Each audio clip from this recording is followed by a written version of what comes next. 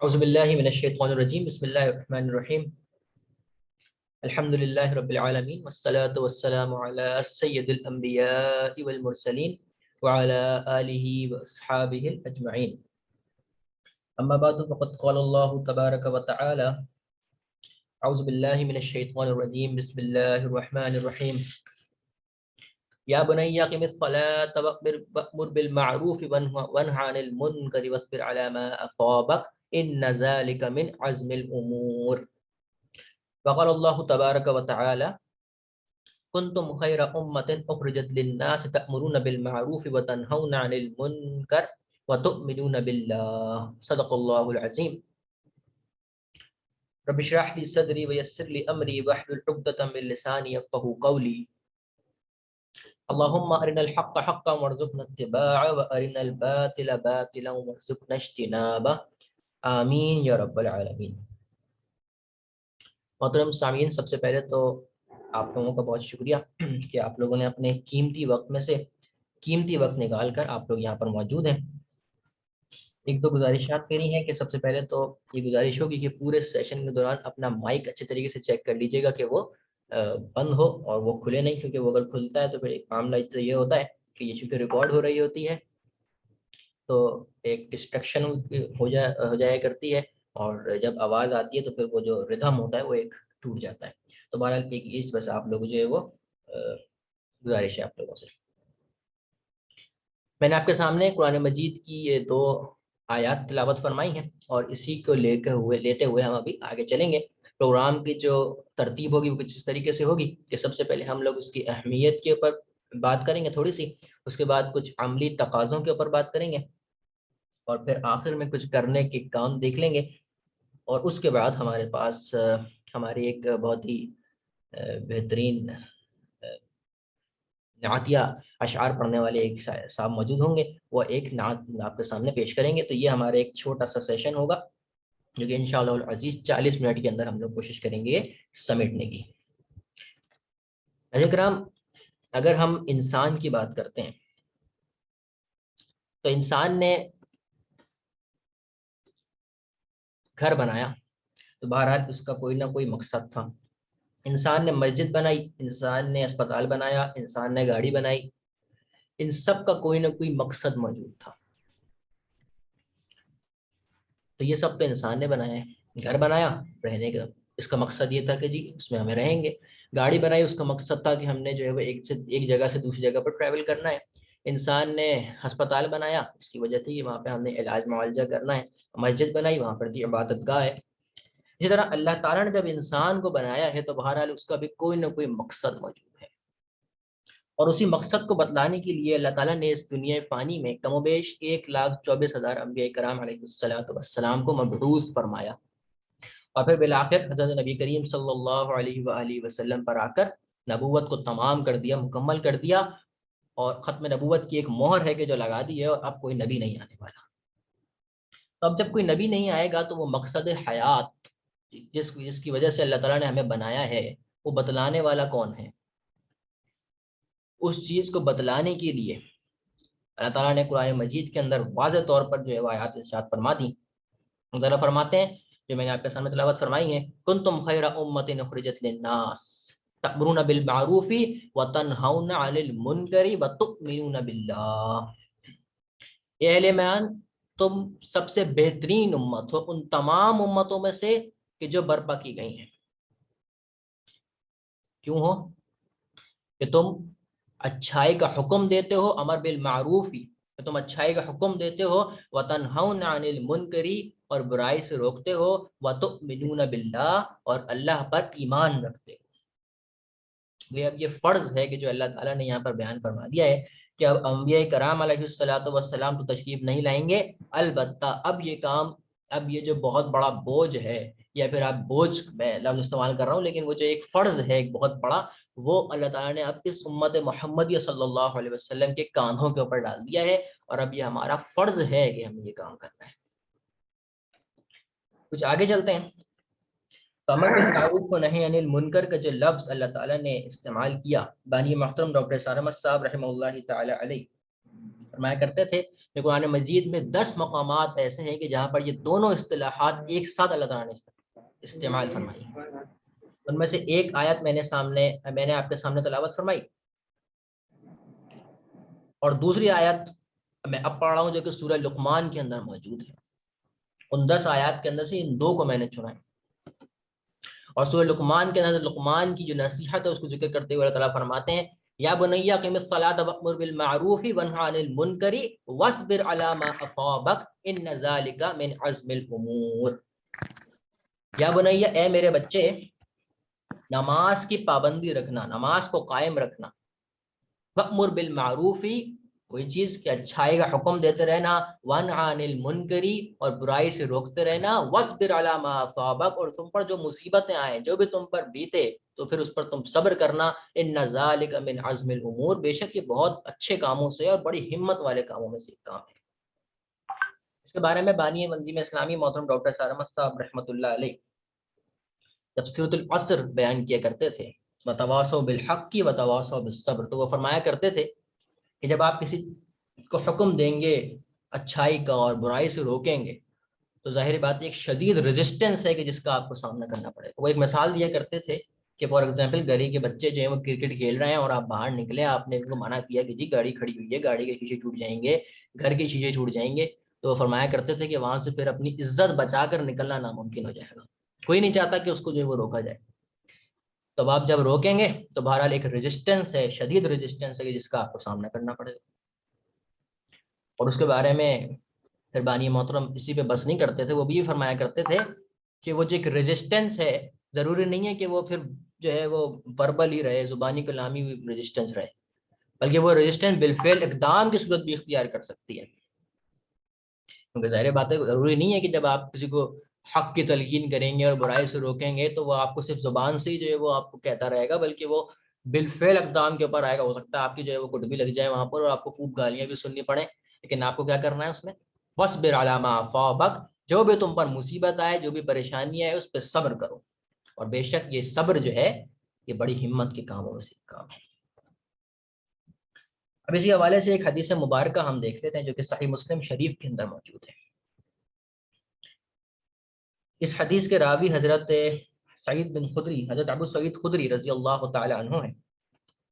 آپ فرماتے ہیں قال نبی صلی اللہ علیہ وسلم من رأى منکم منکرا فلیغیرہ بیدہ فإن لم یستطع فبلسانہ فإن لم یستطع فبقلبہ وذلک اضعف الایمان. آپ صلی اللہ علیہ وسلم نے فرمایا جو شخص بھی تم میں سے کسی منکر کو دیکھے، کسی برائی کو دیکھے، اس کا فرض ہے، اس کے اوپر واجب ہے کہ وہ اس کو روکے اپنی قوت سے، اپنی طاقت سے. اگر وہ اس کی استطاعت نہیں رکھتا تو زبان سے روکے، اور اگر اس کی بھی استطاعت نہیں رکھتا تو اپنے دل میں اس کو برا جانے، اور یہ ایمان کا کمزور ترین درجہ ہے. یہ نبی کریم فرما رہے ہیں صلی اللہ علیہ وآلہ وسلم کہ اگر تم کسی برائی کو دیکھ رہے ہو تو الفاظ پہ غور کیجیے گا، تم پر فرض ہے تم پر کہ تم اپنے ہاتھ سے، اپنی طاقت سے اس کو روکو، بدلو. پھر اگر تم اس کی استطاعت نہیں رکھتے تو زبان سے تو کہو. بانی محترم الفاظ استعمال کیا کرتے تھے کہ گونگے شیطان تو مت بنے رہو. اگر تم دیکھ رہے ہو کوئی برائی ہو رہی ہے تو منہ سے تو بولو بھائی یہ غلط کام ہے، یہ نہ کیجیے. اور پھر اگر اس کی بھی استطاعت نہیں رکھتے ہو تو دل میں اس کو برا جانو، اور ساتھ ہی فرما دے کہ یہ ایمان کا کمزور ترین درجہ ہے. اور ایک حدیث کے اندر تو ہمیں الفاظ مل جاتے ہیں کہ اس کے نیچے تو ایمان رائی کے برابر، بتانے کے برابر بھی نہیں رہتا. اب یہاں پر ذرا غور کیجئے، حضور اکرم صلی اللہ علیہ وسلم فرما رہے ہیں کہ تم کسی برائی کو دیکھو، ہاتھ سے روکو یا زبان سے روکو یا دل میں برا جانو، یعنی دل سے روکو. وہ یہاں پر نہیں عن المنکر کا تو ذکر آ گیا، لیکن امر بالمعروف کا ذکر یہاں نہیں ہے، کیونکہ صرف روکنے کی بات ہو رہی ہے. حکم دینا کہاں ہے اچھائی کا؟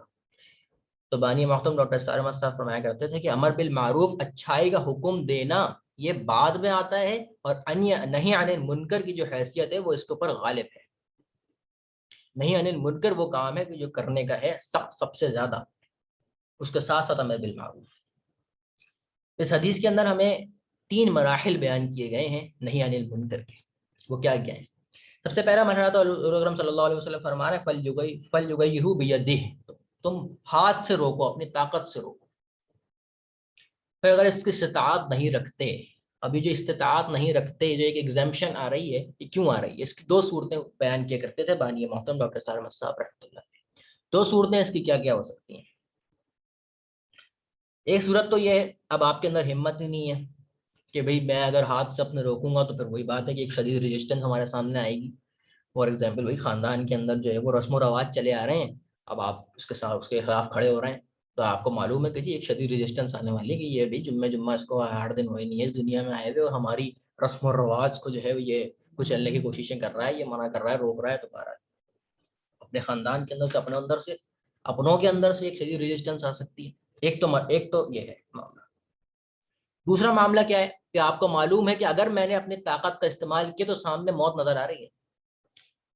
اس کے بارے میں حضور اکرم صلی اللہ علیہ وسلم کی ایک اور حدیث یاد کر لیجیے۔ حضور نبی کریم صلی اللہ علیہ وسلم نے فرمایا افضل ترین جہاد یہ ہے کہ ظالم حکمران کے سامنے کلمہ حق بلند کیا جائے۔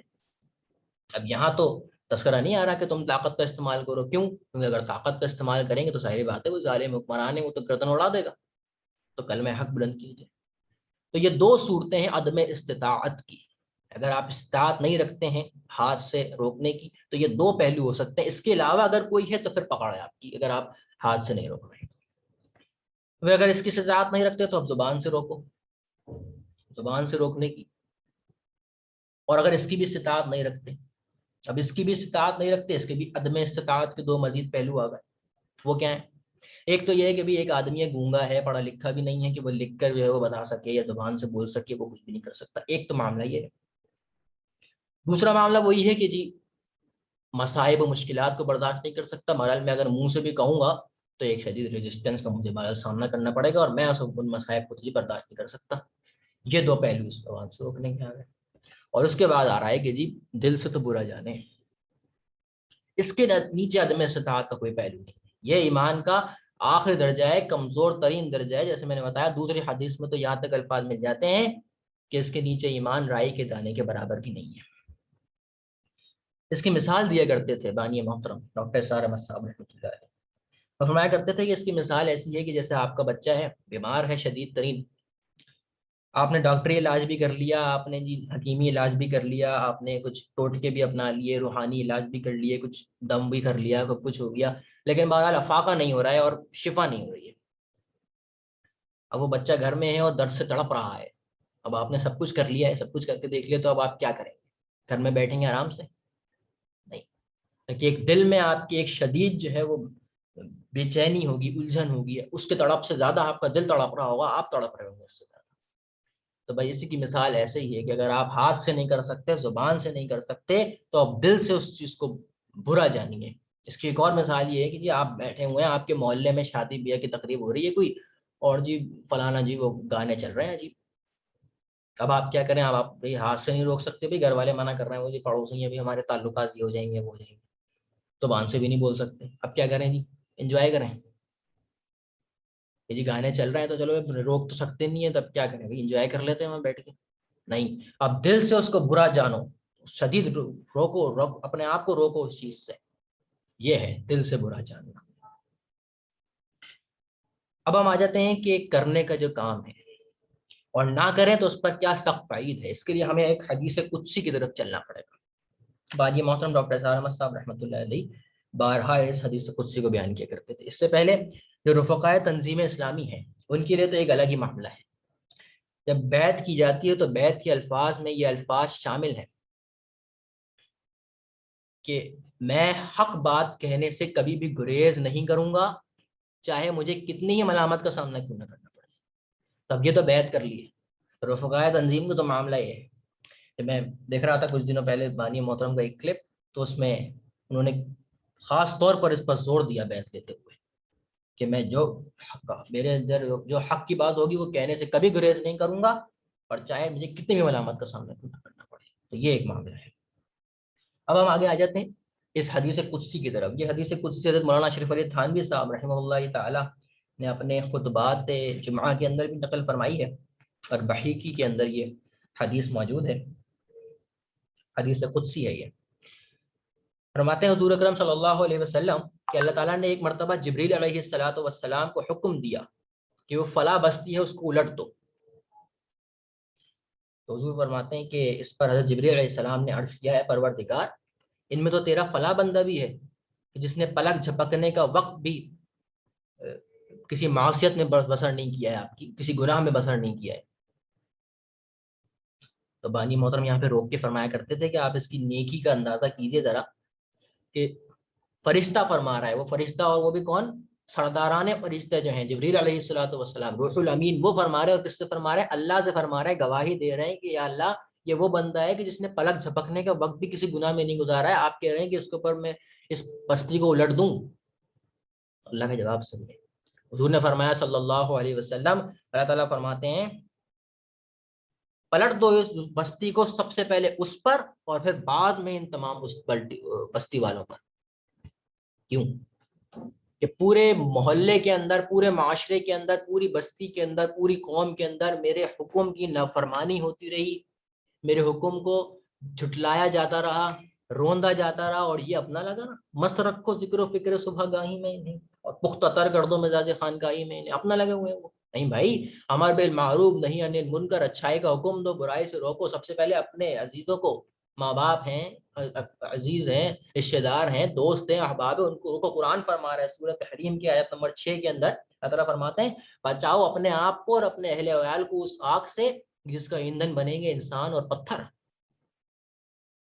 तो ये हमारा हमारा फर्ज है कि हमने ये काम करना है, और तो कोई नहीं आएगा ये करने के लिए। तो ये तमाम वो बातें थी अमर बिल मारूफ व नही अनिल मुनकर के हवाले से, जो आज हमारे माशरे के अंदर नापैद होती चली जा रही है। और आज कुछ भी नहीं होता है मोहल्ले के अंदर। हमारे क्या क्या हो रहा है, हमारे, हम चले पाकिस्तान को छोड़ दें, कराची को छोड़ दें, शहरों को छोड़ दें, मोहल्लों को छोड़ दें, हम अपने घर के अंदर देखें हमारे घर में क्या हो रहा है। कितने अहकाम है जो शरीयत के मुताबिक हो रहे हैं? क्या हमारे अहकाम, हमारे फैसले तमाम शरीयत के मुताबिक हो रहे हैं? तो डॉक्टर शारमत साहब अपने एक ख़ास मखसूस अंदाज के अंदर जो आयात तिलावत किया करते थे सूरह माहिदा की, कि और जो लोग अल्लाह की उतारी हुई शरीयत के मुताबिक फैसले नहीं करते वही तो काफिर हैं। फिर दोबारा फरमाया करते थे और जो लोग अल्लाह की उतारी हुई शरीयत के मुताबिक फैसले नहीं करते वही तो फासिक हैं, वही तो सालिम हैं। हमारे यहाँ क्या हो रहा है? तो ये एक वो पहलू था कि जो आजकल हमारी नज़रों से ओझल होता चला जा रहा है। ये तमाम वो मामलात थे कि जिनके ऊपर आज मुझे थोड़ी बहुत बात करनी थी। अब मैं गुजारिश करूँगा जनाब मोहम्मद राइद हुसैन साहब से कि वो जो अशार पेश करना चाह रहे थे वो पेश करेंगे इंशाअल्लाह अज़ीज़, और उसके बाद हम लोग इख्तिताम की तरफ जाएंगे। अल्लाह ताला से दुआ है हमने जो कुछ सुना समझा उस पर हमें अमल करने की तौफीक अता फरमाए। अल्लाह ताला हमारा यहाँ पर बैठना कबूल फरमाए, हमारा सुनना कबूल फरमाए। अ, अब ये जो, सबसे पहले मैं इनकी तरफ जाऊंगा लेकिन उससे पहले मैं कुछ इस पर बात कर दूं। ये जो नात के पढ़ने वाले हैं, ये नात वो नात है कि जो मैं अगर अपनी बात करूं तो मैं ये नात पूरी सुनते हुए कभी ऐसा नहीं हुआ कि मैं अश्क बार ना हूँ। ये इस हद नात के अल्फाज जब आप सुनेंगे, मेरी गुजारिश आप लोगों से यही होगी कि तमाम अपनी जो रुकावटें उनको हटा के पूरी कंसंट्रेशन के साथ जो है वो इनको सुनिएगा। ये वो मोहम्मद रसूलुल्लाह है सल्लल्लाहु अलैहि वसल्लम जिनके बारे में अल्लाह फरमा रहे हैं इन्नल्लाह व मलाइकतहु युसल्लूना अलन नबी, बेशक अल्लाह और उसके फरिश्ते इन पर दुरूद भेजते हैं। ये कौन है? नबी करीम सल्लल्लाहु अलैहि वसल्लम, जो रहमतुल लिल आलमीन हैं, जो महबूब है अल्लाह तबारक व तआला के।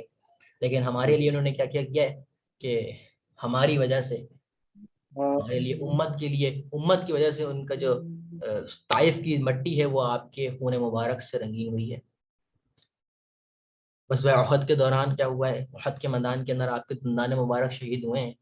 जो आपको तीर लगा है तो वो जो मंजर अगर हम उसको सोचें अपने जहनों के अंदर, तो हुजूर नबी करीम सल्लल्लाहु अलैहि वसल्लम के चेहरे मुबारक के नीचे की साइड पर जो है वो तीर लगा हुआ है, और एक सहाबी जो है उसको अपने दांतों से निकालने की कोशिश कर रहा है, तो उनके दांत बाहर आ गए हैं लेकिन वो तीर बाहर नहीं आ रहा है। और फिर जब जो कुछ करके वो तीर को बाहर निकाला गया, तो नबी करीम सल्लल्लाहु अलैहि वसल्लम के चेहरे मुबारक से जो खून का फवारा फूटा है, तो फिर वो बेहोश, उनको बेहोशी तारी हो गई उससे। और फिर एक खबर फैल गई थी कि आप सल्लल्लाहु अलैहि वसल्लम शायद जो है वो शहीद हो गए हैं। तो ये है हुजूर अकरम सल्लल्लाहु अलैहि वसल्लम। ان کے بارے میں ایک اب یہ ہم جو ہے وہ سننے والے ایک نعت شریف جو کہ پیش کی جائے گی، تو آپ لوگوں سے میری گزارش یہ ہوگی کہ انتہائی کنسنٹریشن کے ساتھ اس کو سنیے گا. اللہ تعالیٰ سے دعا ہے اللہ تعالیٰ ہم سب کو باعمل مسلمان بنائے. جزاک اللہ. گزارش کرتا ہوں راحت حسین صاحب سے آپ اپنی مائک آن کر لیجیے. جزاک اللہ خیر. السلام علیکم ورحمۃ اللہ وبرکاتہ. عمر بھائی آواز پوری آ رہی ہے؟ جی جی وعلیکم السلام. جی آپ مناسب. بسم اللہ کیجیے. اچھا جی، بسم اللہ الرحمن الرحیم. لکھا ہے ایک ضعیفہ تھی کہ جو مکہ میں رہتی تھی، وہ ان باتوں کو سنتی تھی مگر خاموش رہتی تھی. وہ سنتی تھی محمد ہے کوئی ہاشم گھرانے میں، وہ کہتا ہے خدا بس ایک ہے سارے زمانے میں. وہ سنتی تھی ابل کی لات کی تذلیل کرتا ہے، وہ اپنے حق کے فرمانے کی یوں تعویل کرتا ہے. وہ سنتی تھی جو اس کے ساتھ ہے وہ ہے غلام اس کا، مسلمان ہو ہی جاتا ہے جو سنتا ہے کلام اس کا. لکھا ہے وہ ضعیفہ ایک دن کعبہ میں جا پہنچی، ابل کے پاؤں پر سر رکھ کے اس نے یہ دعا مانگی، میں تجھ کو پوجتی ہوں اور خدا بھی تجھ کو کہتی ہوں. بڑا افسوس ہے کہ آج کل میں رنج سہتی ہوں، وہ غم یہ ہے محمد ہے کوئی ہاشم گھرانے میں، وہ کہتا ہے خدا بس ایک ہے سارے زمانے میں. مٹا دو اس کی ہستی کو تو نہ لے کوئی نام اس کا، جگر چھلنی ہو جاتا ہے سن سن کر کلام اس کا. دعا کر کے اٹھی سجدے سے اور وہ اپنے گھر آئی، سمجھتی تھی یہ دل میں اب میری امید بھر آئی. ضعیفہ کو خوشی تھی اب ابل بجلی گرا دے گا، محمد تو محمد ساتھیوں کو بھی مٹا دے گا. مگر کچھ دن گزرنے پر نہ جب امید بھر آئی، دعا کر کے ابل سے اپنے دل میں خوب پچھتائی. دعا کر کے ابل سے اپنے دل میں خوب پچھتائی. غرض ترکیب اس نے سوچ لی یہ خود ہی گھر آ کر، کہ چھوڑوں گی یہ بستی میں رہوں گی اور کہیں جا کر. غرض ایک دن صبح کو اس نے اپنی ایک گٹھڑی لی، نکل کے اپنے گھر سے اور دروازے پر آ بیٹھی. ضعیفہ سوچتی تھی اب کوئی مزدور ملتا ہے، اس کو کیا خبر تھی کہ خدا کا نور ملتا ہے. فریضہ صبح کا کر کے ادا سرکار دو عالم، چلے جاتے تھے کعبہ کی طرف وہ رحمت عالم. جلو میں آگ کے شمس و قمر معلوم ہوتے تھے، وہ تسلیم سجدے میں شجر معلوم ہوتے تھے. ضعیفہ منتظر مزدور کی بیٹھی تھی گھبرائی، یکایک سامنے سے چاند سی صورت نظر آئی. ضعیفہ نے کہا بیٹا یہاں آنا، بتا کیا نام ہے تیرا. کہا مزدور ہوں اماں، بتا کیا کام ہے تیرا. کہا مزدور ہے تو گر تو چل گٹھڑی میری لے کر، میں خوش کر دوں گی اے مزدور مزدوری تیری دے کر. یہ سن کر آپ نے گٹھڑی اٹھا کر اپنے سر پر لی، ضعیفوں کی مدد کرنا یہ عادت تھی پیمبر کی. غرض گٹھڑی کو لے کر منزل مقصود پر آئی، کہا دل سے کہ اے دل اب تیری امید بھر آئی. کہا بیٹا جو تھی دل میں تمنا ہو گئی پوری، محمد تو محمد ساتھیوں سے ہو گئی دوری. لگی دینے جو مزدوری ضعیفہ آپ کو جس دم، تو فرمانے لگے اس دم حضور سرور عالم، یہ کوئی کام ہے اماں میں اب لوں جس کی مزدوری، یہ کوئی کام ہے اماں میں اب لوں جس کی مزدوری، کوئی گر اور خدمت ہو تو وہ بھی میں کروں پوری، یہ فرماتے ہوئے کہ آپ نے جانے کی تیاری، ضعیفہ سے اجازت چاہتے تھے رحمت باری، ضعیفہ نے کہا بیٹا ذرا ٹھہرو چلے جانا، مجھے ایک بات کہنی ہے ذرا سن کر چلے جانا، یقین جانو کہ اب مکہ میں جھگڑا ہونے والا ہے، میں سمجھاتی ہوں تجھ کو اس لیے تو بھول بھالا ہے، وہ مکہ میں قبیلہ ہاشمی نام لقب والے، وہی بیٹا جو ہے سردار عبد المطلب والے، انہی میں ایک جوان ہے جو سنا جاتا ہے ساحر ہے، کہ اس فن میں مگر بیٹا وہ اپنے خوب ماہر ہے، وہ سر ہوتا ہے جس کے تخم الفت بو کے رہتا ہے، جو سنتا ہے کلام اس کا وہ اس کا ہو کے رہتا ہے، ہمیشہ بچ کے چلنا اس سے جب تو نام سن اس کا، نصیحت ہے یہی میری نہ سننا تو کلام اس کا، نبی برے آنکھ دل میں نور وحدت بھرنے والے تھے، نصیحت سن رہے تھے جو نصیحت کرنے والے تھے، ضعیفہ نے کہا بیٹا بھلا کیا نام ہے تیرا، تیرا آغاز کیا ہے اور کیا انجام ہے تیرا، کہا سرکار نے بڑھیا سے میں تجھ کو کیا نام بتلاؤں، میں کیا کام بتلاؤں میں کیا انجام بتلاؤں، میں بندہ ہوں خدا کا اور میں اس کا پیغمبر ہوں، کہا گردن جھکا کر آپ نے میں ہی محمد ہوں، میں ہوں معصوم دنیا میں میرا دشمن زمانہ ہے، خدا واحد ہے عالم میں مجھے بس یہ بتانا ہے، یہ سننا تھا کہ بس آنکھوں سے آنسو ہو گئے جاری، نبی کے عشق کی ایک چوٹ سی دل پر لگی تاری، ضعیفہ نے کہا بیٹا کرو مشکل میری آساں، میں ایسی جیت کے صدقے میں ایسی ہار کی قرباں، ہوا جو حال بر اس کی جو فضل دی زمیں باری، ضعیفہ کی زباں پر خود بخود کلمہ ہوا جاری، لا الہ الا اللہ محمد رسول اللہ، لا الہ الا اللہ محمد رسول اللہ، لا الہ الا اللہ محمد رسول اللہ، جزاک اللہ۔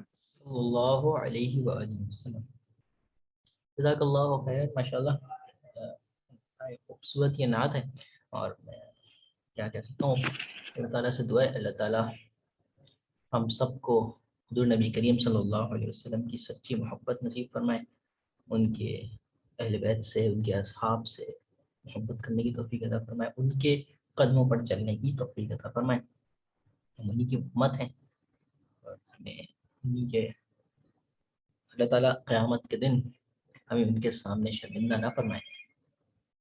یہاں پہ اپنے اس سیشن کو اینڈ کرتے ہیں، آپ لوگوں کا پھر سے ایک بہت بہت شکریہ کہ آپ لوگوں نے یہاں پر اس میں شرکت فرمائی، اپنا قیمتی وقت نکال کے، اللہ تعالیٰ سے دعا ہے ہمارے یہاں پہ بیٹھنا سننا قبول و منظور فرمائے۔ اقول قولی ھذا واستغفر اللہ لی ولکم ولسائر المسلمین والمسلمات، جزاک اللہ خیرا، السلام علیکم۔